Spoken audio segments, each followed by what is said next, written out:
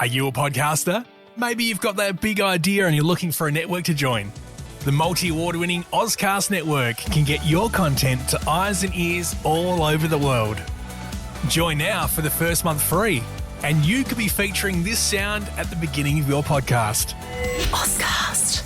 Simply head to ozcastnetwork.com for details. Ozcast.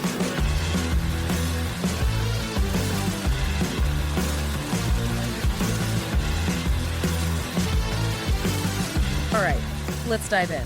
Everyone wants to stay informed, but, without wading through endless text, right? Exactly. Time is valuable. So today, we're looking at something pretty interesting.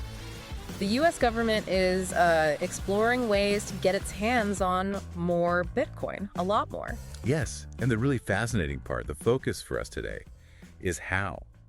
They're aiming to do it without using taxpayer money. We're drawing from a cryptonews.com.au article on this. Budget neutral. I think that's the term they use. That's the key here. Precisely. So our mission, essentially, is to unpack these strategies. How can they grow a Bitcoin reserve using these, alternative methods? Okay, let's get into it. The article mentions a crypto council, part of the Trump administration, has been actively brainstorming these budget-neutral ways to build up a strategic Bitcoin reserve. Right, and this isn't entirely out of the blue, is it? There was already an executive order mentioning a reserve. Correct. That order set the stage, initially thinking about using Bitcoin seized from, illicit sources. This seems to be about significantly boosting those holdings. And they already hold a fair bit. They do. The article cites Arkham data suggesting the U.S. holds around 198,000 BTC currently, so a substantial amount. Wow, okay. So building on that base, what are the main proposals for funding more Bitcoin, then, without taxes? There are two primary ones being floated. The first involves tariffs. Tariffs, as in import duties. Yeah. The idea is to potentially redirect revenue collected from the tariffs implemented under the America First policy. Bo Hines from the Advisory Council called it a creative way to fund the reserve.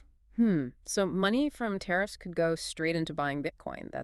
It certainly is. Novel approach. And the second method involves U.S. gold holdings. That's right. This one's about revaluing the U.S. gold certificates. See, on the books, the gold is valued at an old price, just $43 an ounce. $43. Seriously. When the market price is, over $3,000 now? Exactly. Around $3,200 per ounce currently. So the proposal is to update the book value to reflect the actual market price. Okay. So that creates a paper surplus. Precisely.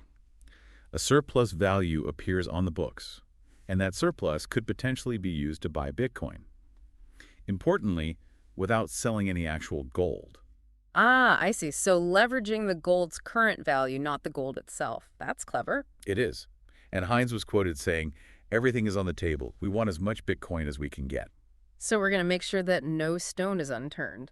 That sounds pretty determined. It does. The article really stresses that these discussions happening after the executive order are laser-focused on being budget neutral. Avoiding direct taxpayer funds is the mandate. Got it. Now, the source material does briefly mention some other crypto-related things around the administration, like the Trump family's ventures, the Trump coin, and some criticisms. Right, like Representative Maxine Waters' comments about that meme coin. Yeah. But it seems important to clarify, the article presents those as separate from this official strategy for the strategic Bitcoin reserve itself, right? Absolutely. That's a crucial distinction. The official government strategy discussion seems focused squarely on these tariff and gold revaluation mechanisms, a more institutional play. Okay, good. So wrapping our heads around this, the two big ideas on the table for the U.S. to get more Bitcoin are, 1, redirecting tariff money, and 2, revaluing gold certificates to create funds. That's the essence of it. Finding creative, non-taxpayer ways to build up national Bitcoin holdings, adding to the stash they already have from seizures. It definitely makes you think. If governments start seriously stacking Bitcoin using methods like these, what does that mean long-term? For crypto markets, sure, but also for traditional finance. That's the big question, isn't it? Something to keep an eye on.